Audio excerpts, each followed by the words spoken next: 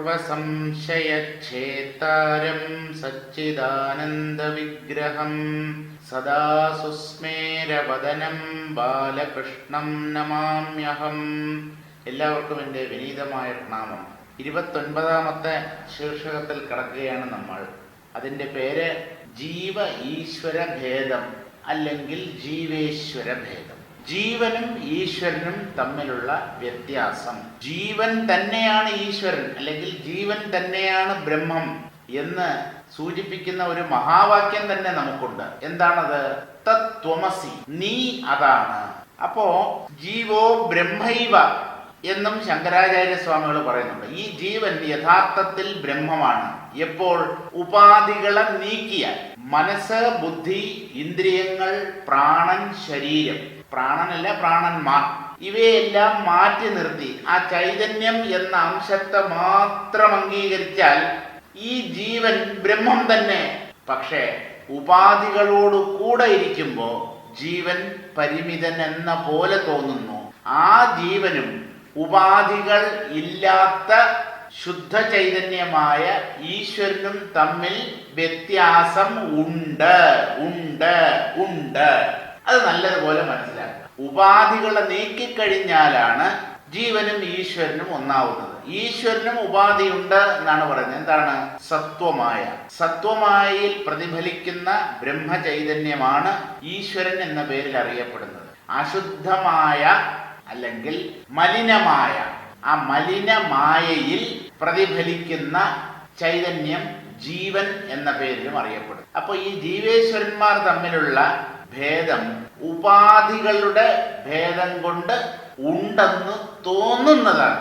കലക്കവെള്ളത്തിൽ പ്രതിഫലിച്ച സൂര്യന്റെയോ ചന്ദ്രന്റെയോ ബിംബവും തെളിഞ്ഞ ജലത്തിൽ പ്രതിഫലിച്ച സൂര്യന്റെയോ ചന്ദ്രന്റെയോ ബിംബവും തമ്മിൽ വ്യത്യാസമുണ്ടല്ലോ.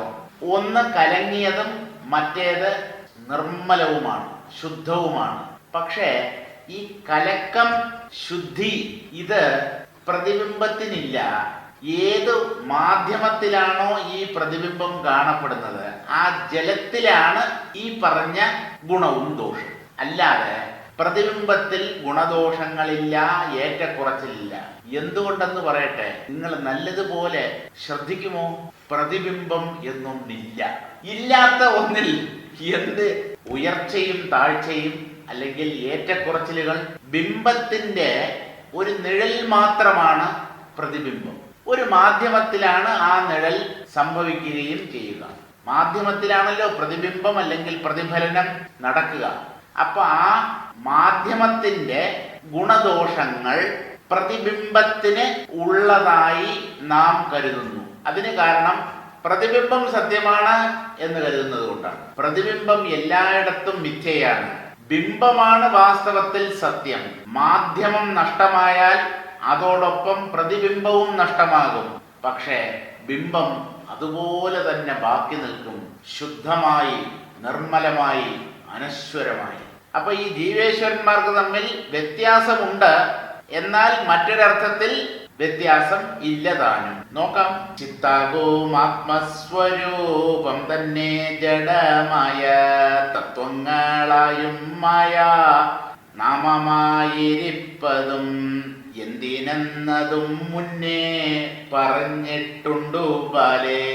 ലോകസൃഷ്ട്യാതിക്രമ ഹേതുനാ പല പല രൂപനാമങ്ങൾ അംഗീകരിച്ചു ശിവ വിഷ്ണു. രൂപികളായും ഗൃഹക്ഷേത്രങ്ങൾ തോറുമോരോ മൂർത്തിഭേദങ്ങൾ കൈക്കൊണ്ടീശ്വരന്മാരായി മറ്റ് മൃച്ഛിലാദാരുക്കളാം പ്രതിമാദികളിലും വ്യാപ്തമായി പ്രകൃതി കാര്യാർത്ഥമായി കാണുന്നിതൻ നോർത്തു കാണടോ ജീവേശ്വരന്മാരുടെ ഭേദം. ചിത്താകും ആത്മസ്വരൂപം തന്നെ.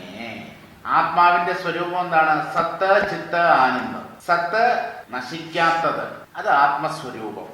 ആനന്ദം, അതും ആത്മസ്വരൂപം തന്നെ. ചൈതന്യം, അതും ആത്മസ്വരൂപം തന്നെ. ചിത്ത്, ബോധം, അതാണ് ആ സത്യത്തെ സൂചിപ്പിക്കാൻ ഋഷിമാർ കണ്ടെത്തിയ വാക്ക്. ചിത്ത്, അത് നശിക്കാത്തതാണ്, അതുകൊണ്ടത് സത്താണ്. അത് ആനന്ദ സ്വരൂപമായതാണ്. അതുകൊണ്ട് അത് ആനന്ദവുമാണ്. എന്താണത് വാസ്തവത്തിൽ? ചിത്ത്. ചിത്താകും ആത്മസ്വരൂപം തന്നെ. ആത്മാവിന്റെ സ്വരൂപം ചിത്താണ്, അല്ലെങ്കിൽ ചൈതന്യം തന്നെയാണ് ആത്മാവ് എന്ന പേരിൽ അറിയപ്പെടുന്നത്. ആ ഏക വസ്തു തന്നെ ജഡമായ തത്വങ്ങളായും, ജഡതത്വങ്ങൾ എന്താണ്? എല്ലാറ്റിനെയും തത്വം തത്വം എന്ന് പറയുന്നത്. ഭൂമി തത്വം, ജലതത്വം, വായുതത്വം, അഗ്നിതത്വം, ആകാശതത്വം, മനസ്തത്വം, ബുദ്ധിതത്വം, പ്രാണതത്വം, ഇന്ദ്രിയതത്വം. ഈ തത്വം എന്ന വാക്കിന്റെ അർത്ഥം എന്താണ്? തത്തിന്റെ പ്രകടനങ്ങൾ എല്ലാം തത്വങ്ങളാണ്. തത് എന്ന പദം കൊണ്ട് സൂചിപ്പിക്കപ്പെടുന്നത് ബ്രഹ്മമാണ്, അഖണ്ഡബോധം. അതിൻ്റെ പ്രകടനങ്ങളാണ് ഈ പ്രപഞ്ചത്തിൽ എവിടെയും കാണാൻ കഴിയുക. അതുകൊണ്ട് ഈ മായാകാര്യങ്ങളെല്ലാം തന്നെ തത്വങ്ങളാണ്. പക്ഷേ ബ്രഹ്മത്തെയും തത്വം എന്ന് പറയുന്നുണ്ടല്ലോ. അത് അനശ്വരമായ തത്വം. വാസ്തവത്തിൽ അത് തത്താണ് കേട്ടോ. ആ തത്ത് അതിനെ തന്നെ ഒരു തത്വമാക്കി പറയുന്നു. അതുകൊണ്ട് ആത്മതത്വം, ബ്രഹ്മതത്വം, ഈശ്വരതത്വം എന്നൊക്കെ നമുക്ക് പറയാം. പക്ഷേ മറ്റ് ജഡങ്ങളെ തത്വങ്ങൾ എന്ന് പറയാൻ കാരണം ആ തത്തിന്റെ മായയിലുള്ള പ്രതിഫലനമാണ്. അല്ലെങ്കിൽ മായയിലൂടെ നോക്കുമ്പോൾ ഈ തത്വങ്ങൾ എന്ന പോലെ കാണപ്പെടുന്നു, പലതുണ്ട് എന്ന് തോന്നുന്നു. അപ്പൊ ഈ പഞ്ചഭൂതങ്ങളും തത്വങ്ങളാണ്. നമ്മുടെ വ്യക്തിത്വത്തിന്റെ ഭാഗങ്ങളായ ഇന്ദ്രിയങ്ങൾ, പ്രാണൻ, മനസ്സ്, ബുദ്ധി, ഇതെല്ലാം തന്നെ ഒരർത്ഥത്തിൽ തത്വങ്ങളാണ്. അതുകൊണ്ടാണ് ഇവിടെ ജഡമായ തത്വങ്ങളായും മായാ നാമമായിരിപ്പതും ഒരൊറ്റ ചൈതന്യമേ ഇവിടെ ഉള്ളൂ. ആ ചൈതന്യം തന്നെയാണ് ജഡതത്വങ്ങളായി എന്ന് പറഞ്ഞാൽ പ്രപഞ്ചത്തിൽ കാണപ്പെടുന്ന പഞ്ചഭൂതങ്ങൾ. അവ സ്ഥൂല ജഡങ്ങളാണ്. അവയ്ക്കൊരു സൂക്ഷ്മഭാവമുണ്ട്. അവയെയാണ് തന്മാത്രകൾ എന്ന് പറയുന്നത്. ശബ്ദസ്പർശ രൂപ രസ ഗന്ധങ്ങൾ. അപ്പോൾ സൂക്ഷ്മ പഞ്ചഭൂതങ്ങളാണെങ്കിലും സ്ഥൂല പഞ്ചഭൂതങ്ങളാണെങ്കിലും ഈ പഞ്ചഭൂതങ്ങളുടെ സംഘാതങ്ങളായ ശരീരമാണെങ്കിലും ഇതെല്ലാം തന്നെ ജഡങ്ങളാണ്. പ്രാണൻ ജഡം, ബുദ്ധിജഡം, മനസ്സ് ജഡം, ഇന്ദ്രിയങ്ങൾ ജഡം, ചൈതന്യമൊഴികെ മറ്റെല്ലാം ജഡം. ആ ജഡം മായ കൊണ്ട് ഉണ്ട് എന്ന് തോന്നുന്നവയാണ്. ജഡം വാസ്തവത്തിൽ ചൈതന്യത്തിൽ ഉണ്ടാവാൻ പറ്റില്ല. കാരണം പരസ്പര വിരുദ്ധങ്ങളാണ് രണ്ടിൻ്റെയും സ്വഭാവം. ഉണ്ടായി നശിക്കുന്നത് ജഡം, ഉണ്ടാകാതെ നശിക്കാതെ എന്നും ഒരുപോലെ പരിണാമമില്ലാതെ കഴിഞ്ഞുകൂടുന്നത് സത്ത്. സ്വയം തൻ്റെ ഉണ്മയെ അറിയാൻ കഴിവുള്ളത് ചിത്ത് അല്ലെങ്കിൽ സത്ത്. താനുണ്ടെന്നോ മറ്റുള്ളവയുണ്ടെന്നോ അറിയാൻ കഴിയാത്തവകളാണ് ജഡങ്ങൾ.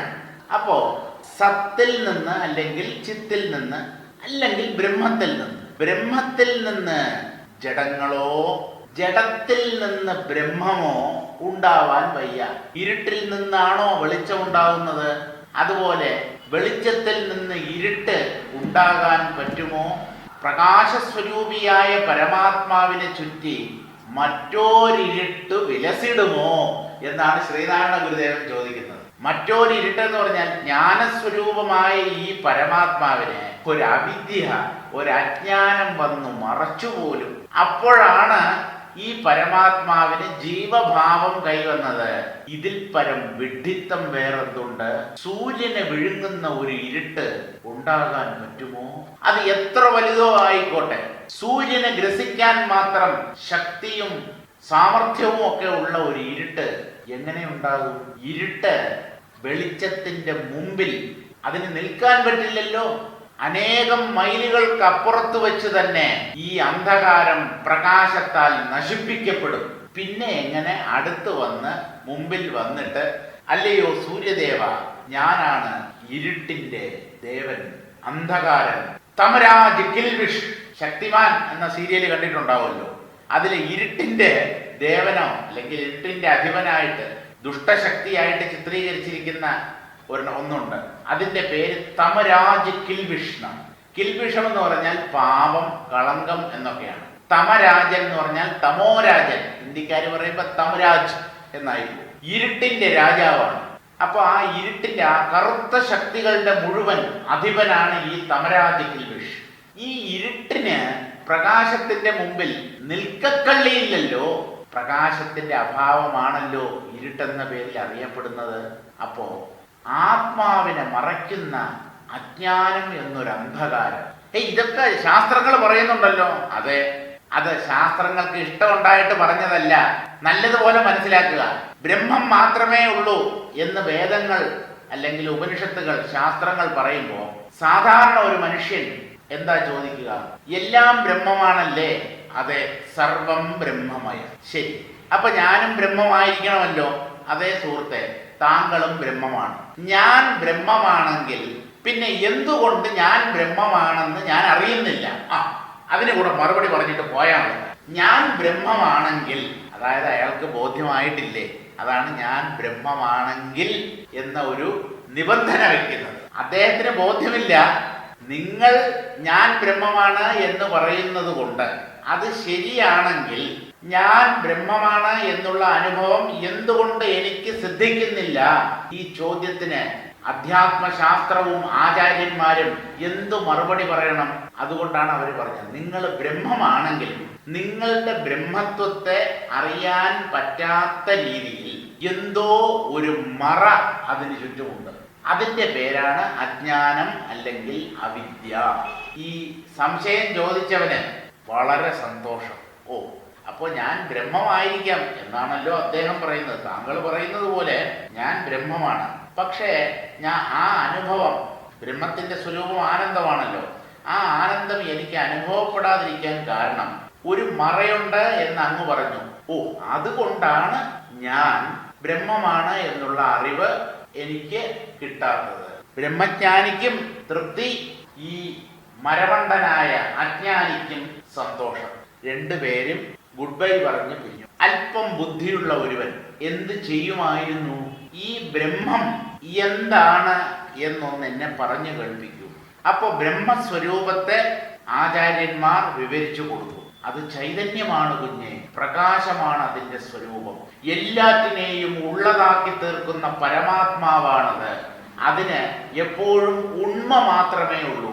അതില്ലാത്ത ഒരു കാലമോ ദേശമോ ഇല്ല, അതില്ലാതായി പോവുകയുമില്ല. ഉണ്മ സ്വരൂപമായിട്ടുള്ള ഒന്ന് എങ്ങനെ ഇല്ലാതാവും? ജഡം ഉണ്ടെന്ന് തോന്നിയാലും വാസ്തവത്തിൽ ഇല്ലാത്തതാണ്. ഇങ്ങനെ ബ്രഹ്മസ്വരൂപത്തെയും ജഡസ്വരൂപത്തെയും വിവരിച്ചു കൊടുത്തു കഴിഞ്ഞാൽ ഈ പരമാത്മാവിനെ അജ്ഞാനം എന്ന പേരിൽ അറിയപ്പെടുന്ന അന്ധകാരത്തിന് ഒരിക്കലും മറയ്ക്കാൻ സാധ്യമല്ല എന്നുള്ളത് സൂര്യതുല്യം വ്യക്തമാവും. പക്ഷേ നമ്മൾ ചിന്താശേഷിയെ പണയം വെച്ചിരിക്കുന്ന കൂട്ടരാണ്.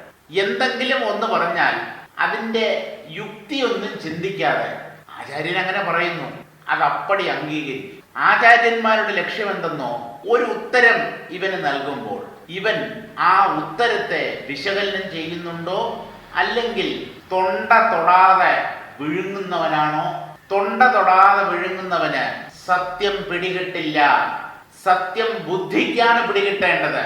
ബുദ്ധിയുടെ ബലമെന്ന് പറയുന്നത് യുക്തിയിലാണ്. എന്തും യുക്തിയുക്തമായി അവതരിപ്പിക്കപ്പെടണം.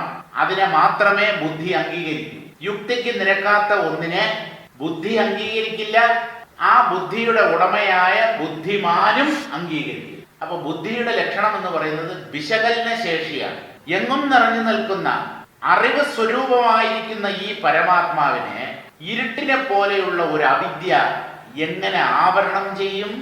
ആവരണശക്തി, വിക്ഷേപശക്തി, രണ്ട് ശക്തികളെ കുറിച്ച് നമ്മൾ കഴിഞ്ഞ ദിവസം ഘോരഘോരം വായിച്ചല്ലോ. സാധാരണ പ്രസംഗിക്കുകയാണ് ചെയ്യാറുള്ളത് അല്ലേ? അയാൾ ഘോരഘോരം പ്രസംഗിച്ചു, നമ്മൾ വായിക്കുകയാണ് ചെയ്തത്. കുറെയൊക്കെ ഞാൻ അതിനെ വിശദമാക്കി തരികയും ചെയ്തു, വിശദീകരിച്ചും തന്നു. പക്ഷേ ഈ സത്യവസ്തുവിനെ മറയ്ക്കാൻ അസത്യമായ മായയ്ക്ക് അല്ലെങ്കിൽ ആ അവിദ്യയാകുന്ന ഇരുട്ടിന് എങ്ങനെ കഴിയും? ആ ചോദ്യം നമ്മൾ ചോദിക്കാത്തത് കൊണ്ടാണ് വേദാന്തം ഓരോന്ന് പറഞ്ഞു പറഞ്ഞു പറഞ്ഞ് മുമ്പോട്ട് പോകുന്നത്. വർണ്ണിച്ച് വർണ്ണിച്ച് മുമ്പോട്ട് പോകാൻ കാരണം നമ്മൾ യുക്തിയുക്തമായി ഒന്നും ചോദിക്കുന്നില്ല. അതുകൊണ്ട് അത് ഇതും പറഞ്ഞ് അവര് മുമ്പോട്ട് പോകുന്നു. നമ്മൾ കേട്ട് രസിച്ച് തലയാട്ടി അങ്ങനെ അതിൻ്റെ പുറകെ പോകും. അങ്ങനെയുള്ളവർക്ക് തെളിയുന്നതല്ല സത്യം. നിങ്ങൾ ചോദ്യം ചെയ്യൂ. അവിദ്യ ആത്മാവിനെ മറച്ചു കളഞ്ഞു എന്ന് പറയുമ്പോൾ ഈ അവിദ്യ എന്താണ്, ആത്മാവിന്റെ സ്വരൂപം എന്താണ്, ഇത് രണ്ടും വ്യക്തമായി മനസ്സിലാക്കിയാൽ ഈ അവിദ്യക്ക് ആ ആത്മാവിനെ എങ്ങനെ ആവരണം ചെയ്യാൻ പറ്റും എന്ന് ധൈര്യത്തോടുകൂടി ആചാര്യന്മാരുടെ മുഖത്ത് നോക്കി നിങ്ങൾ ചോദിക്കൂ. അപ്പോൾ അവർ പരമസത്യം വെളിപ്പെടുത്തി തരും. കുഞ്ഞെ, ഈ അവിദ്യ എന്നൊന്നില്ല, അത് തന്നെ ഭ്രമമാണ്. പിന്നെ എന്തിനങ്ങ് പറഞ്ഞു ആചാര്യ ആത്മാവിനെ ഈ അവിദ്യ മറയ്ക്കുന്നു എന്ന്? അതെ, നീ എന്നോടൊരു ചോദ്യം ചോദിച്ചില്ലേ, ഞാൻ ബ്രഹ്മമാണെങ്കിൽ എന്തുകൊണ്ട് ഞാൻ ബ്രഹ്മജ്ഞാനം ഉള്ളവനായി ഭവിക്കുന്നില്ല, ഞാൻ ആത്മാവാണെന്നുള്ള അറിവ് എനിക്ക് എന്തുകൊണ്ട് ഉണ്ടാവുന്നില്ല എന്ന് ചോദിച്ചില്ലേ? ആ ചോദ്യത്തിന് മറുപടിയായിട്ടാണ് ഒരു ആവരണം, അവിദ്യ, ഇരുട്ട് പോലെ ഒന്ന് ആ ആത്മാവിനെ മറച്ചിരിക്കുന്നു എന്ന് ഞങ്ങൾ ഗതികേട് കൊണ്ട് പറഞ്ഞത്. അന്തിമ സത്യമാണ് നിനക്കറിയേണ്ടതെങ്കിൽ ഞങ്ങൾ ഇതാ പറയുന്നു, ആത്മാവിനെ ഒന്നും മറച്ചിട്ടില്ല. എന്തുകൊണ്ടെന്നാൽ അത് അനന്തമായ സത്യമാണ്, പ്രകാശസ്വരൂപമാണ്, ഉണ്മസ്വരൂപമായിട്ടുള്ള തത്വമാണ്, ഭഗവാനാണ്, ഈശ്വരനാണ്. അതിനെ ആവരണം ചെയ്യാൻ ശക്തിയുള്ള ഒന്നും ഈ പ്രപഞ്ചത്തിലില്ല. അത് അദ്വൈതമാണ്, രണ്ടില്ലാത്ത സത്യമാണ്. രണ്ടുണ്ടെങ്കിലല്ലേ ഒന്ന് മറ്റൊന്നിനെ ആവരണം ചെയ്യുന്ന പ്രശ്നം ഉദിക്കുകയുള്ളൂ. ചുരുക്കം, ജ്ഞാനം എന്ന് പറഞ്ഞാൽ അവിദ്യ ഇല്ല എന്നറിയുന്നത് തന്നെയാണ്. അവിദ്യ കൊണ്ട് മറയ്ക്കപ്പെടാത്ത സദാ പ്രകാശിച്ചു വിളങ്ങുന്ന പരമാത്മാവാണ് ഞാൻ എന്ന അനുഭൂതി ഉള്ളിൽ പ്രകാശിച്ചാൽ ഈ അവിദ്യ എന്നൊന്നില്ല എന്ന് ബോധ്യപ്പെടും. ഉള്ള അവിദ്യ നീങ്ങുകയല്ല. ആ അവിദ്യ എന്നുള്ള സംസ്കൃത വാക്കിന്റെ അർത്ഥം ഞാൻ പറയട്ടെ, ഇതും കൂടെ നിങ്ങൾ ശ്രദ്ധിച്ചു ഉൾക്കൊള്ളുമോ? ന വിദ്യതേ യാ സാ അവിദ്യ. ഏതൊന്നാണോ യഥാർത്ഥത്തിൽ ഇല്ലാത്തത് അതാണ് അവിദ്യ. അപ്പൊ ഇല്ലാത്ത അവിദ്യയാണോ ഉള്ള ആത്മാവിനെ മറയ്ക്കുക? സാധ്യമല്ലല്ലോ. മായയുടെ നിർവചനം പോലെ തന്നെയാണ്. എന്താണ് മായ? യാ മാ സാ മായ. ഏതാണോ വാസ്തവത്തിൽ ഇല്ലാത്തത്, സ്വതന്ത്രമായി നിൽക്കാൻ കഴിവില്ലാത്തത്, അതിന്റെ പേരാണ് മായ. ഈശ്വരനെ ആശ്രയിച്ചാണ് മായയുടെ നിൽപ്പ്. ഈശ്വരൻ മായയെ വിട്ടാൽ മായയ്ക്ക് ഇരിപ്പില്ല, അസ്തിത്വമില്ല. മായാശക്തിയെ ഈശ്വരന് അംഗീകരിക്കുകയുമാവാം. മായയെ അംഗീകരിച്ച് പ്രപഞ്ചമാകുന്ന ഇന്ദ്രജാലം അദ്ദേഹത്തിന് പ്രദർശിപ്പിക്കാൻ കഴിയും. അതുപോലെ വേണ്ട എങ്കിൽ ആ ശക്തിയെ ഉള്ളിലേക്ക് വലിക്കാനും അദ്ദേഹത്തിന് കഴിയും. മായയെ പ്രയോഗിക്കാതിരുന്നാൽ പ്രപഞ്ചമില്ല, അപ്പോഴും ഈശ്വരനുണ്ട്. അപ്പൊ ഈ അവിദ്യ എന്നുള്ളത് യഥാർത്ഥത്തിൽ ഇല്ല. നാവിദ്യാസ്തീഹ നോ മായ സർവം ബ്രഹ്മേദമക്ലമം. ഇതാണ് അന്തിമമായ സിദ്ധാന്തം. ഇവിടെ അവിദ്യയുമില്ല, മായയുമില്ല, എല്ലാമായി പ്രകാശിക്കുന്നത് ഒന്നുകൊണ്ടും മറയ്ക്കപ്പെടാത്ത സത്യവസ്തുവായ ബ്രഹ്മമാണ്. അപ്പൊ ആ ഏകത്വ വിജ്ഞാനത്തിൽ മറ്റുള്ളതിൻ്റെയൊക്കെ അസ്തിത്വം തകർന്നു തരിപ്പണമാകും. അവയൊക്കെ ഇല്ല എന്നാണ് നമ്മൾ തീരുമാനിക്കുക. ഒന്നുമില്ല രമേശ്, അത് തന്നെയാണ്. ബ്രഹ്മമല്ലാതെ ഇവിടെ മറ്റൊന്നുമില്ല. ഇത് നിങ്ങളുടെ ബുദ്ധിക്ക് ദിനം പ്രതി ഉറപ്പ് വരുന്നുണ്ടോ? You are on the right path. നിങ്ങൾ പൂജ ചെയ്തോളൂ, നാമം ജപിച്ചോളൂ, അമ്പലത്തിൽ പൊയ്ക്കോളൂ, വേദം പഠിച്ചോളൂ, എന്ത് വേണമെങ്കിലും തലകുത്തി മറിഞ്ഞോളൂ. ഒന്നേ ഉള്ളൂ എന്ന ഏകത്വ ബോധം നിങ്ങളുടെ ഉള്ളിൽ ഉറച്ചുറച്ചു വരുന്നുണ്ടോ?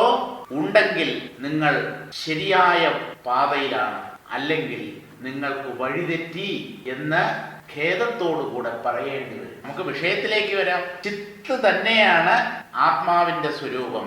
ജഡതത്വങ്ങൾ ഭ്രമം കൊണ്ട് തോന്നുന്നതാണ്, മായ കൊണ്ട് തോന്നുന്നതാണ്. ഈ മായയും ഇല്ലാത്തതാണ്. മായാ നാമമായി ഇരിപ്പതും, മായ എന്ന പേരിൽ ഇരിക്കുന്നത് അതും ജഡമാണ്. ഈശ്വര ശക്തിയാണ് മായ. ഈശ്വരൻ ചൈതന്യ സ്വരൂപനാണ്, ചേതനനാണ്. ഈ മായ മുതൽ തുടങ്ങുന്നു ജഡത്തിന്റെ കളി, ഭ്രമം. സത്വരജസ്തമോ ഗുണങ്ങളുടെ സംഘാതമാണല്ലോ മായ. അതിനെ തന്നെയാണല്ലോ പ്രകൃതി എന്ന് പറയുന്നത്. അവിടം തൊട്ട് തുടങ്ങുന്നു ജഡത്തിന്റെ കളി. ആ മായയ്ക്ക് അകത്താണ് പ്രപഞ്ചം മുഴുവൻ. അപ്പോ അതെല്ലാം ഇല്ലാത്തതാണ്.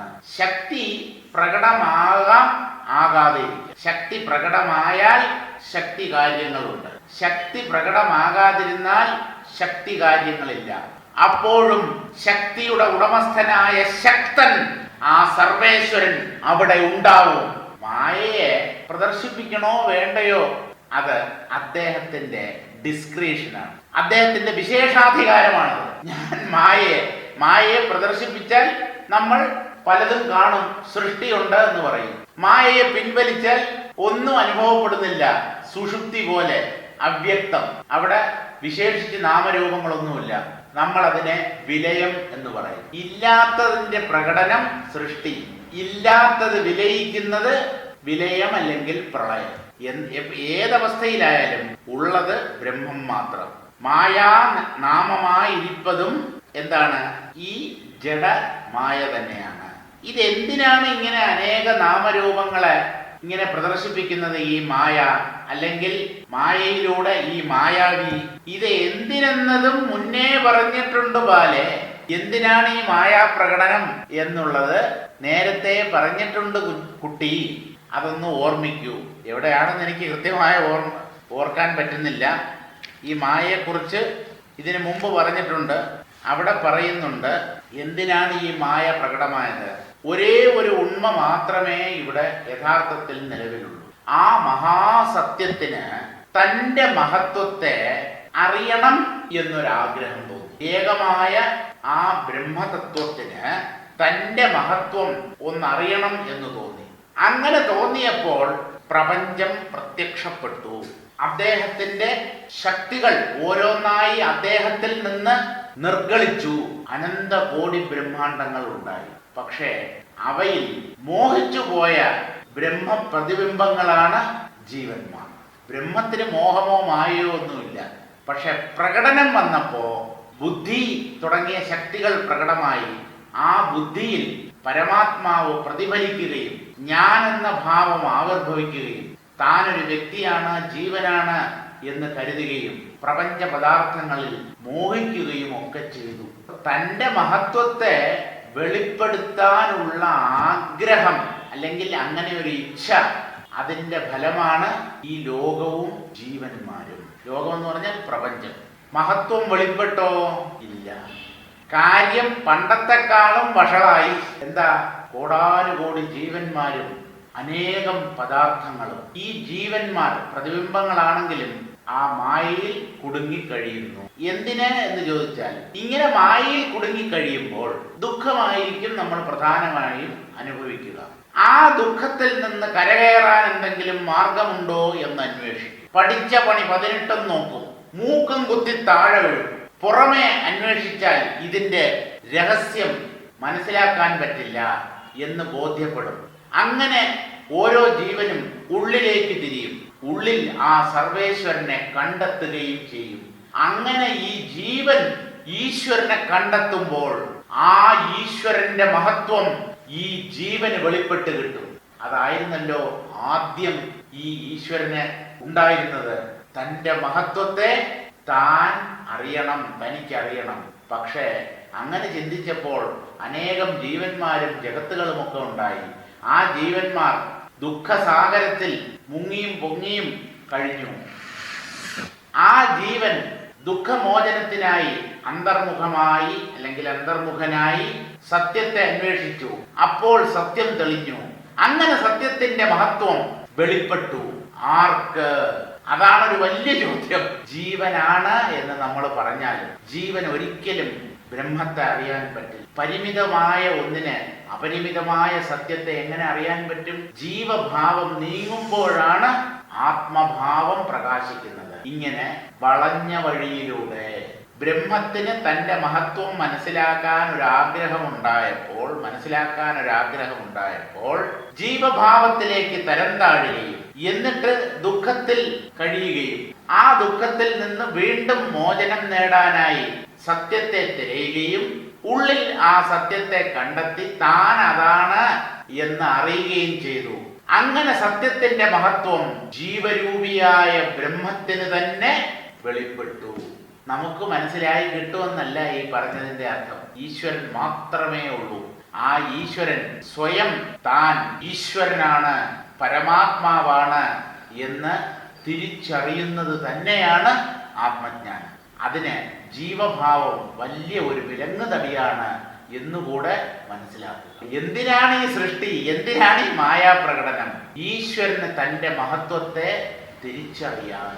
നേരിട്ടങ്ങ് അറിഞ്ഞാൽ പോരായിരുന്നോ? ഏകവും അദ്വയവുമായ വസ്തുവിന് തന്റെ മഹത്വം എങ്ങനെ വെളിപ്പെട്ട് കിട്ടും? അറിയാൻ ഒരാളും അറിയപ്പെടാൻ ഈ സത്യവും വേണ്ടേ? അങ്ങനെ ആ ഒന്ന് രണ്ടായി അല്ലെങ്കിൽ പലതായി. സോകാമയത ബഹുസ്യാം പ്രജായേതി എന്നാണ് ഉപനിഷത്ത് പ്രഖ്യാപിക്കുന്നത്. ആ ഈശ്വരൻ സങ്കല്പിച്ചു ഞാൻ പലതാകട്ടെ എന്ന്. സങ്കല്പമാത്രയിൽ അദ്ദേഹം പലതായി തീർന്നു. എങ്ങനെ? സങ്കല്പത്തിലൂടെ പലതായി തീർന്നു. നമ്മള് സ്വപ്നത്തിൽ നമ്മെ തന്നെ പലതാക്കി തീർക്കുന്നില്ലേ? അതുപോലെ സ്വപ്ന പദാർത്ഥങ്ങളും സ്വപ്നത്തിലെ ദൃശ്യങ്ങളും വ്യക്തികളുമെല്ലാം സ്വപ്നം കാണുന്നയാൾ തന്നെയല്ലേ? അപ്പൊ ഒന്നെങ്ങനെയാണ് പലതാകുന്നത് എന്നുള്ള കാര്യം ഇപ്പൊ മനസ്സിലായോ? മനസ്സിലായെങ്കിൽ ഇതുപോലെ വെറുതെ ഉള്ള ഒരു മായാപ്രകടനമാണ് ഈ പ്രപഞ്ചവും ജീവന്മാരും. ഈശ്വരനാകുന്ന ആ സത്യത്തിൽ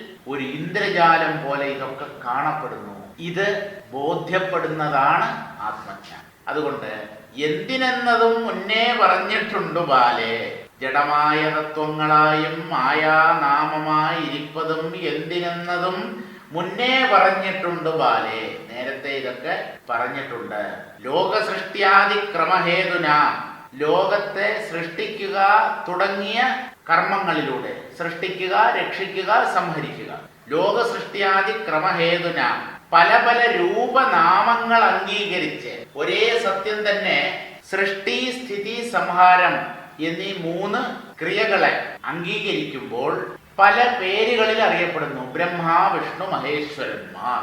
പല പല രൂപനാമങ്ങൾ അംഗീകരിച്ച് ശിവവിഷ്ണു രൂപികളായും. ബ്രഹ്മാവിന് അമ്പലങ്ങളില്ല, നമ്മുടെ ബ്രഹ്മാവിനെ ആരാധിക്കാറില്ല. ഏതോ ഒന്നോ രണ്ടോ സ്ഥലങ്ങളിൽ മാത്രമാണ് ബ്രഹ്മദേവന് ക്ഷേത്രങ്ങളുള്ളത്. അതുകൊണ്ട് അദ്ദേഹത്തെ ഒഴിവാക്കി ശിവനും വിഷ്ണുവിനുമാണ് ധാരാളം ക്ഷേത്രങ്ങളുള്ളത്. അപ്പൊ പല പല രൂപനാമങ്ങൾ അംഗീകരിച്ച് ശിവവിഷ്ണു രൂപികളായും ശിവൻ, വിഷ്ണു തുടങ്ങിയ രൂപങ്ങളായും ഗൃഹക്ഷേത്രങ്ങൾ തോറും ഓരോ മൂർത്തിഭേദങ്ങൾ കൈക്കൊണ്ട് ഓരോ വീട്ടിലും ഓരോ അമ്പലത്തിലും പല പല രൂപത്തിലും ഭാവത്തിലുമുള്ള രൂപങ്ങൾ.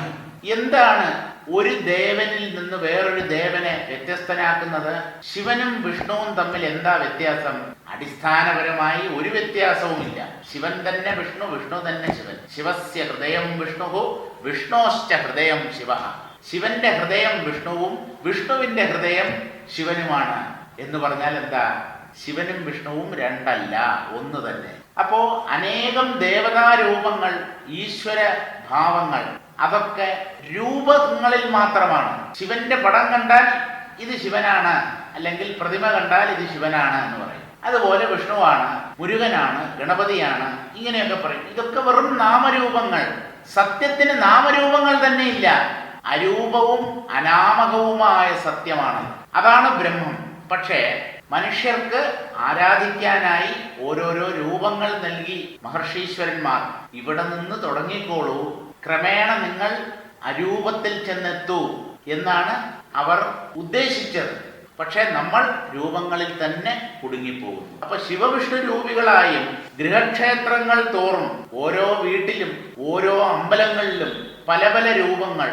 നമുക്ക് ഏത് രൂപത്തിലാ ഭഗവാനെ ആരാധിക്കാൻ പാടില്ലാത്തത്? ഏത് രൂപവും അംഗീകരിക്കാം. കുട്ടിച്ചാത്തൻ, മാടൻ, മറുത, യക്ഷി, ബ്രഹ്മരക്ഷസ്, എന്തിനെയൊക്കെയാണ് മനുഷ്യൻ ആരാധിക്കുന്നത്? ഇതിലൊക്കെ മനുഷ്യർക്ക് ആരാധനയാണുള്ളത്. ഇതിനെയൊക്കെ ദൈവമായിട്ടാണ് കരുതുന്നത്. യഥാർത്ഥ ദൈവം നാമരൂപങ്ങൾക്കപ്പുറത്താണ്. അപ്പൊ അവരവരുടെ വാസനകൾക്കനുസരിച്ച്, സാത്വിക രാജസ ഭാവങ്ങൾക്കനുസരിച്ച്, സാത്വിക രാജസ താമസ ഭാവങ്ങൾക്കനുസരിച്ച് ഓരോരോ മൂർത്തികളെ ഓരോ വ്യക്തിയും ആരാധനയ്ക്കായി സ്വീകരിക്കുന്നു.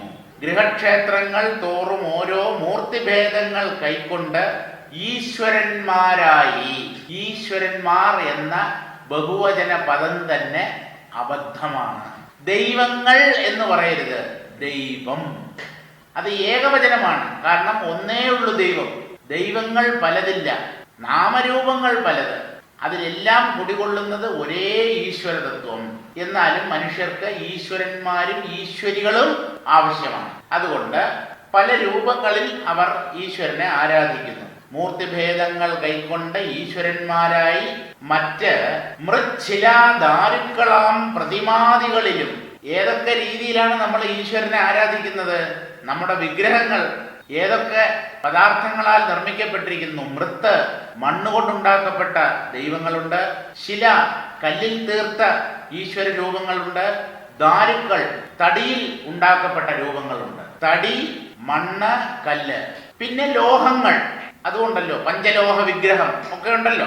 ഇങ്ങനെ പലതരം പദാർത്ഥങ്ങൾ കൊണ്ട് നിർമ്മിക്കപ്പെട്ട പ്രതിമാദികളിലും വിഗ്രഹങ്ങളിലും. പ്രതിമ എന്ന് പറഞ്ഞാൽ അതൊരു രൂപം, അത്രയേ ഉള്ളൂ. വ്യാപ്തമായി പ്രകൃതികാര്യാർത്ഥമായി കാണുന്നിതെന്ന് ഓർത്ത് കാണടോ ജീവേശ്വരന്മാരുടെ ഭേദം. ഒരേ ഈശ്വരതത്വത്തെ ഇങ്ങനെ മനുഷ്യർ പല പല രൂപങ്ങളിൽ ആരാധിക്കുന്നു. എന്നാൽ ഒരേ തത്വം തന്നെയാണ് ഈ മൂർത്തികളിലെല്ലാം കുടികൊള്ളുന്നത്, വ്യാപിച്ചു നിൽക്കുന്നത്. പ്രകൃതികാര്യാർത്ഥമായി മായയിലാണ് മനുഷ്യരുടെ സ്ഥിതി. അവർക്ക് ഏകമായ തത്വം ആണ് ഈശ്വരൻ എന്ന് പറഞ്ഞാൽ ഉൾക്കൊള്ളാൻ പ്രയാസമാണ്. അതുകൊണ്ട് മായയെ തന്നെ അംഗീകരിച്ച് പല രൂപങ്ങളെ നമുക്കായി ആരാധിക്കാനായി തന്നു. ആര്? മഹർഷീശ്വരന്മാർ. പ്രകൃതികാര്യാർത്ഥമായി കാണുന്നതെന്ന് ഓർത്ത് കാണടോ, എല്ലാം ഒരേ ഈശ്വര തത്വത്തിന്റെ പ്രകടനങ്ങൾ എന്ന് ചിന്തിച്ച് മനസ്സിലാക്കൂ, ഉൾക്കൊള്ളൂ. ജീവേശ്വരന്മാരുടെ ഭേദം. ഇങ്ങനെ ജീവന്മാർക്കും ഈശ്വരന്മാർക്കും ഭേദമുണ്ട്. ജീവന്മാർ പലതായതുകൊണ്ടാണ്, അവരുടെ വാസനകൾ വ്യത്യസ്തങ്ങളായതുകൊണ്ടാണ് ഈശ്വരന്മാരെ ഇവിടെ നമുക്ക് അംഗീകരിക്കേണ്ടി വരുന്നത്. ഒരാളുണ്ടെങ്കിൽ ഒരു ഈശ്വരൻ മതി. കാരണം ആളൊന്നല്ലേ ഉള്ളൂ, ഒരൊറ്റ ജീവനേ ഉള്ളൂ, ഉണ്ടായിരുന്നുള്ളൂ എങ്കിൽ ഒരു ഈശ്വരൻ മതി. പക്ഷേ പല പല ജീവന്മാർ, ഓരോരുത്തരുടെയും വാസനകൾ വ്യത്യസ്തങ്ങൾ, ഇഷ്ടാനിഷ്ടങ്ങൾ, അവരുടെ മനസ്സ്, ബുദ്ധി ഇതെല്ലാം വേറെ വേറെ ആയതുകൊണ്ട് ധാരാളം ഈശ്വരന്മാരും ഈ ജീവന്മാർക്ക് ആവശ്യകമായി വരുന്നു. ഇതാണ് ജീവേശ്വരന്മാരുടെ ഭേദം. ഈശ്വരൻ ഒന്നാണെങ്കിലും ജീവന്മാരുടെ സൗകര്യത്തിനായി പല രൂപത്തിൽ ആരോപിക്കപ്പെടുന്നു. എന്നാലും അദ്ദേഹം ഒരുവൻ തന്നെ. സാരം വായിക്കാം. ചിത്തമാകുന്ന ആത്മസ്വരൂപം ജഡമായ, ചിത്തമാകുന്ന അല്ല, തെറ്റിപ്പോയി, ചിത്താകുന്ന ആത്മസ്വരൂപം ജഡമായ തത്വങ്ങളായി മാറുകയും മായാനാമമായിരിക്കുകയും ചെയ്യുന്നു. മായ എന്ന പേരോടുകൂടെ കാണപ്പെടുന്നത് ജഡമായ ഒരു ശക്തിയാണ്, ജഡശക്തിയാണ്. മായ തന്നെയാണ് ജഡശക്തിയായി പ്രകടമാകുന്നത്. അത്തരം കാര്യങ്ങൾ ഇതിനു മുമ്പും വെളിപ്പെടുത്തിയിട്ടുണ്ട്. ലോക സൃഷ്ടി തുടങ്ങിയവയുടെ ഹേതുവായി പല പ്രകാരത്തിലുള്ള രൂപനാമങ്ങൾ അംഗീകരിച്ച് ശിവൻ, വിഷ്ണു തുടങ്ങിയ മൂർത്തി ഭേദങ്ങളോടെ ഓരോ ഗൃഹക്ഷേത്രങ്ങൾ തോറും ഈശ്വരന്മാരെ കൊണ്ടാടുന്നു. നമ്മള് ഉത്സവം ആഘോഷിക്കാറില്ലേ? ഓരോ ക്ഷേത്രങ്ങളിലും ഓരോ ദിവസങ്ങളിലാണല്ലോ ഉത്സവങ്ങൾ. ആറ്റുകാൽ പൊങ്കാല, അനന്തപത്മനാഭസ്വാമി ക്ഷേത്രത്തിലാണെങ്കിൽ അവിടെയും ശ്രീകൃഷ്ണ ജയന്തി, രാമനവമി, ഇങ്ങനെ ഉണ്ടല്ലോ. ഇതൊക്കെ എന്തിനെന്ന് ചോദിച്ചാൽ എന്തിൻ്റെയെങ്കിലും പേര് പറഞ്ഞ് നമ്മുടെ ഉള്ളിൽ ഈശ്വരൻ എന്നൊരു ശക്തി ഉണ്ട് എന്ന് ബോധ്യപ്പെടുത്തി തരാനാണ്, നമ്മുടെ ഉള്ളിൽ ഭക്തി വളർത്താനാണ് ഈ ആചാരാനുഷ്ഠാനങ്ങളെല്ലാം കൊണ്ട് ആചാര്യന്മാർ ഉദ്ദേശിച്ചത്. പക്ഷേ നമ്മൾ അടിസ്ഥാനപരമായ സത്യത്തെ മറന്നിട്ട് ഈശ്വരന്മാർ പലതാണ് എന്ന് വീണ്ടും മായയിൽ ഭ്രമിക്കുന്നു. അപ്പോ ഗൃഹക്ഷേത്രങ്ങൾ തോറും ഈശ്വരന്മാരെ കൊണ്ടാടുന്നു. മാത്രവുമല്ല, ശിലകൾ, ദാരുശില്പങ്ങൾ തുടങ്ങിയവ ഉണ്ടാക്കി കാര്യസാധ്യത്തിനായി മനുഷ്യൻ പ്രകൃതിയെ കാണുന്നു എന്ന് ഓർക്കുക. പ്രകൃതിയിലുള്ള പദാർത്ഥങ്ങൾ കൊണ്ടാണ് നമ്മുടെ ബിംബങ്ങളും വിഗ്രഹങ്ങളും പടങ്ങളും എല്ലാം നിർമ്മിക്കപ്പെട്ടിരിക്കുന്നത്. ഏതോ പർവ്വതത്തിൽ നിന്ന് അടർത്തി മാറ്റിയ കല്ലിനെയാണ് നമ്മൾ കൊണ്ടുവന്ന് വിഗ്രഹമായി പ്രതിഷ്ഠിക്കുന്നത്. നമ്മളല്ല അതിന് അർഹതയും യോഗ്യതയും ഉള്ളവർ. അതുപോലെ ലോഹങ്ങൾ, മണ്ണ് ഇവയൊക്കെ കൊണ്ട് തീർത്ത ഈശ്വര രൂപങ്ങളുണ്ട്. അപ്പോൾ പ്രകൃതിയിലെ വസ്തുക്കളെ അംഗീകരിച്ചാണ് ഓരോരുത്തർക്കും കാര്യസാധ്യത്തിനായി ഓരോ രൂപത്തെ അംഗീകരിക്കുന്നു. ഇപ്രകാരം ജീവേശ്വരന്മാർക്ക് ഭേദം കൽപ്പിച്ചിരിക്കുന്നു. ആരാധിക്കുന്നവർ ജീവന്മാർ, ആരാധിക്കപ്പെടുന്നത് ഈശ്വരന്മാരാണെങ്കിലും ഒന്നിൽ കൂടുതൽ ഈശ്വരൻ ഇല്ല, ഒരേ ഈശ്വര തത്വം തന്നെ. ഈശ്വരൻ ഒന്ന്, ജീവന്മാർ പലത്. ഇതാണ് ജീവേശ്വരന്മാർ തമ്മിലുള്ള പ്രധാന വ്യത്യാസം. ഇനിയും നോക്കാം ഈ വിഷയത്തിൽ ആചാര്യന് എന്താണ് പറയാനുള്ളത് എന്ന്. ജീവനീശ്വരനാത്മാവിങ്ങനെ ചൊല്ലിയിടുന്നതവയും മഹാമായ കാര്യമായിരിപ്പൊന്ന്. ജീവനീശ്വരനാത്മാവിങ്ങനെ ചൊല്ലിയിടുന്നതവയും മഹാമായ കാര്യമായിരിപ്പൊന്ന്. കാരണനായ പരമാത്മാവെന്നിയേ മായ കാര്യമെല്ലാം പൊയ്യാകുന്നിതെന്നറിഞ്ഞാലും ജീവൻ, ഈശ്വരൻ, ആത്മാവ് ഇങ്ങനെ ചൊല്ലിയിടുന്നതവയും ഇതെല്ലാം ഒരേ ചൈതന്യത്തിന്റെ പല പേരുകളാണ്. ജീവൻ അല്ലെങ്കിൽ ജീവാത്മാവ്, ഈശ്വരൻ അല്ലെങ്കിൽ ഭഗവാൻ, ആത്മാവ് അല്ലെങ്കിൽ പരമാത്മാവ് അല്ലെങ്കിൽ ബ്രഹ്മം, ഇങ്ങനെ പല പേരുകൾ കൊണ്ട് സൂചിപ്പിക്കപ്പെടുന്ന സത്യമൊന്നാണ്. ഈ ഭേദം മഹാമായ ഉണ്ടാക്കി തീർത്തതുമാണ്. മഹാമായ കാര്യമായിരിപ്പോന്, ഇതൊക്കെ മഹാമായയുടെ ഒരു സൃഷ്ടിയാണ്.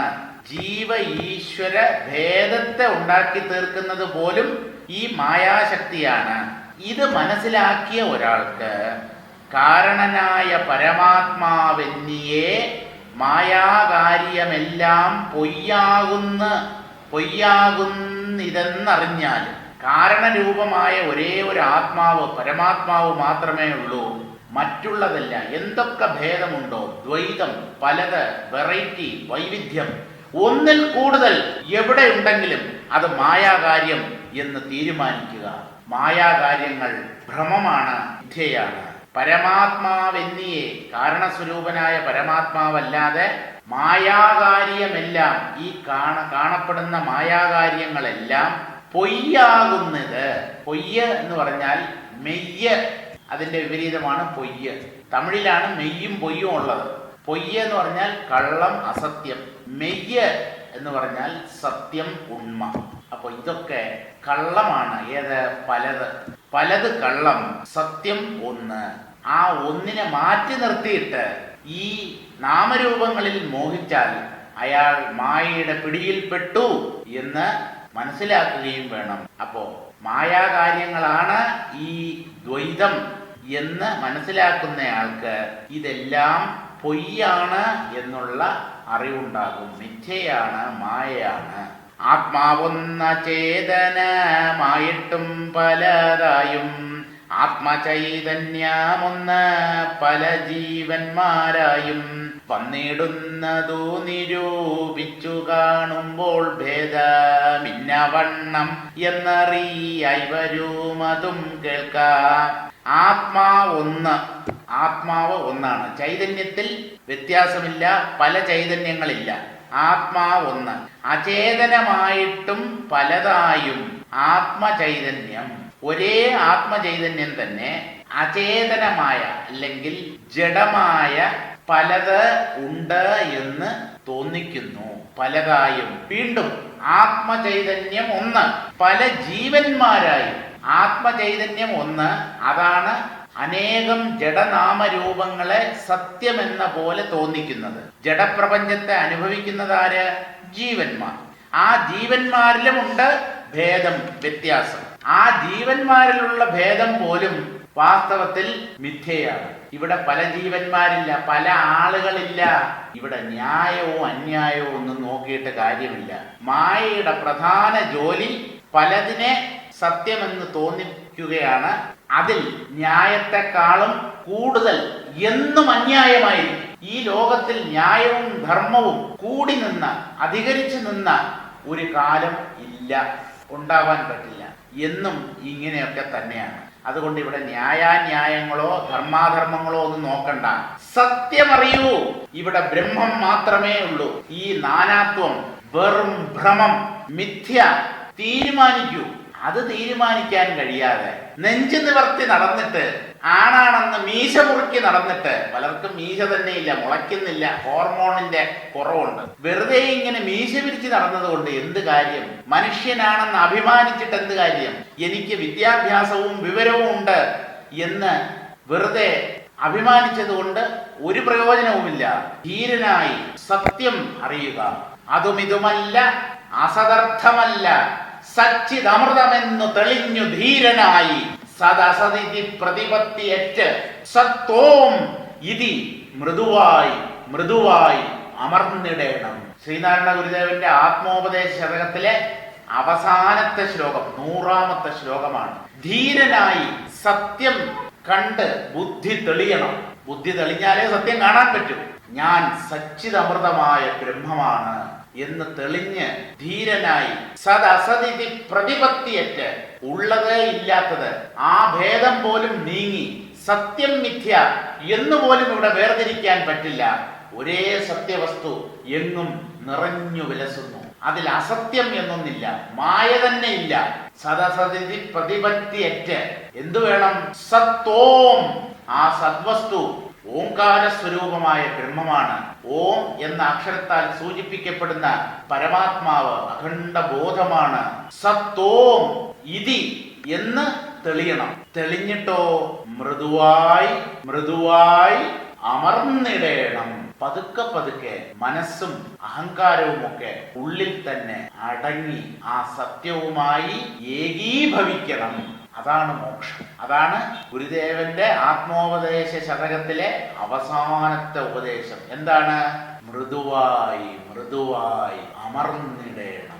ആദ്യത്തെ ഉപദേശമോ തുടക്കം എങ്ങനെയാ? 1ാമത്തെ ശ്ലോകം, ആത്മോപദേശ ശതകത്തിലെ 1ാമത്തെ ശ്ലോകം.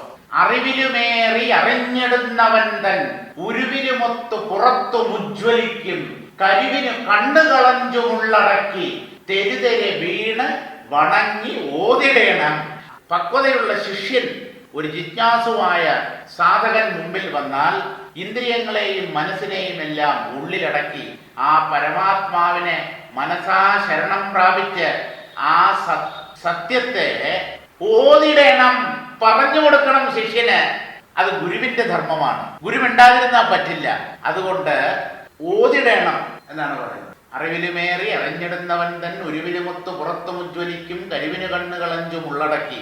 കണ്ണുകളഞ്ചും എന്ന് പറഞ്ഞാൽ 5 ഇന്ദ്രിയങ്ങളെയും അന്തർമുഖമാക്കി തന്റെ തന്നെ ഉള്ളിൽ പ്രകാശിക്കുന്ന ആ സത്യത്തെ മനസാ നമസ്കരിച്ച്, തനിക്ക് താൻ തന്നെ പ്രണാമമർപ്പിച്ചിട്ട്, താനാകുന്ന സത്യത്തെ സ്വയം നമസ്കരിച്ച് അതിന്റെ സ്വരൂപത്തെ ശിഷ്യന് ബോധിപ്പിച്ചു കൊടുക്കണം. തെരുതെരെ വീണ് ഒരു പ്രാവശ്യം നമസ്കരിച്ചാൽ പോരാ. ആ മഹാസത്യത്തെ പല പ്രാവശ്യം മനസ്സുകൊണ്ട് നമസ്കരിച്ച് ആ സത്യം എന്താണ് എന്ന് ശിഷ്യന് ഓതിടേണം, പറഞ്ഞു കൊടുക്കണം. ആ ശിഷ്യൻ എന്ത് ചെയ്യണം? അതാണ് 100ാമത്തെ ശ്ലോകത്തിൽ. മൃദുവായി മൃദുവായി അമർന്നിടേണം. അപ്പോ ഗുരു ഓതിടേണം, ശിഷ്യൻ മൃദുവായി മൃദുവായി അമർന്നിടുകയും വേണം.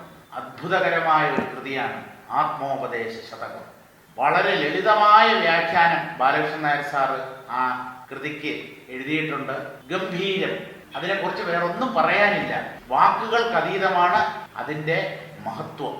ആത്മാവൊന്ന് അചേതനമായിട്ടും പലതായും, ആത്മചൈതന്യം ഒന്ന് പല ജീവന്മാരായും വന്നിടുന്നത്. ആത്മാവൊന്ന്, അതിൽ നിന്ന് അചേതനമായ ഈ പ്രപഞ്ചം കോടാനുകോടി പദാർത്ഥങ്ങളോടുകൂടിയും, അതുപോലെ ഒരേ ആത്മചൈതന്യം പല ജീവചൈതന്യങ്ങൾ എന്ന പോലെയും വന്നിടുന്നു. ഇതാണ് മഹാമായ എന്ന് പറയുന്നത്. വന്നിടുന്നത് നിരൂപിച്ചു കാണുമ്പോൾ, ഇതിനെ വേണ്ടവണ്ണം യുക്തിയുക്തം വിശകലനം ചെയ്ത് നോക്കുമ്പോൾ ഭേദം ഇന്ന വണ്ണം എന്നറിയായി വരും. അതും കേൾക്കാം.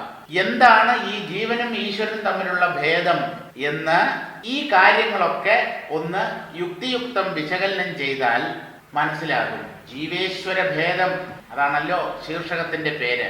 അപ്പോൾ ജീവന്റെ സ്വരൂപം എന്ത്, ആത്മാവിന്റെ സ്വരൂപം എന്ത്, ഇതൊക്കെ വിശകലനം ചെയ്യുമ്പോൾ ഈ ജീവനും ഈശ്വരനും തമ്മിലുള്ള ഭേദവും അറിയായി വരും. നമുക്കറിയാൻ കഴിയും. കേൾക്കാം, കേട്ടോളൂ. ഞാൻ ഇനിയും വിവരിച്ചു തരാം. ജീവേശ്വരന്മാരുടെ ഭേദം തന്നെയാണ് ആത്മാനാത്മാക്കളുടെ ഭേദം. ജീവൻ പ്രതിഫലനമാണ്, ബുദ്ധിയിലെ പ്രതിഫലനമാണ്. ബുദ്ധി ജഡമാണ്. ബുദ്ധി മാറിയാൽ ജീവഭാവമില്ല, പിന്നെ ആത്മാവ് മാത്രം.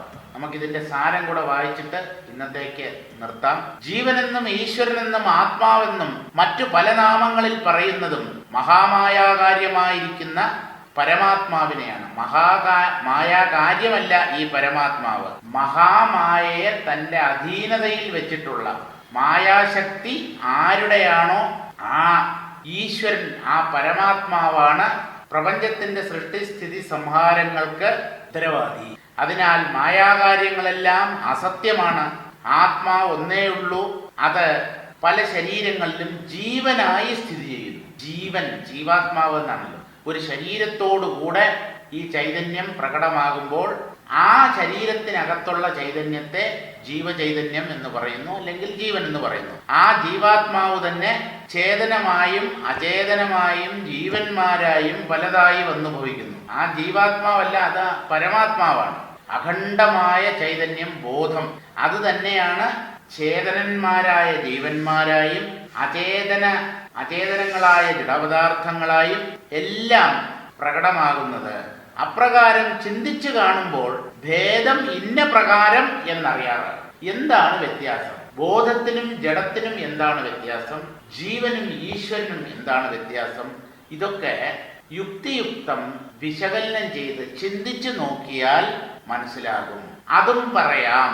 അതായത് ഈ ആത്മാനാത്മ ഭേദം, ജീവേശ്വര ഭേദം എന്ന് പറഞ്ഞാൽ ജീവനും ചൈതന്യം, ഈശ്വരനും ചൈതന്യം. പക്ഷേ അവർക്ക് തമ്മിൽ ഉപാധികളെ ആശ്രയിച്ച് നോക്കുമ്പോൾ വ്യത്യാസമുണ്ട്. ആത്മാവും അനാത്മാവും ഇതുപോലെ രണ്ടാണ്, ജഡവും ബോധവും. അടുത്തതായി ഈ ആത്മാവിനെ അല്ലെങ്കിൽ ബോധത്തെയും അനാത്മാവിനെ അല്ലെങ്കിൽ ജഡത്തെയും അവ തമ്മിലുള്ള ഭേദം എന്താണ് എന്നാണ് പറയാൻ പോകുന്നത്. അത് 30-ാമത്തെ ശീർഷകമാണ്, ആത്മാവും അനാത്മാവും. അത് നമുക്ക് അടുത്ത ക്ലാസ്സിൽ വായിക്കാം.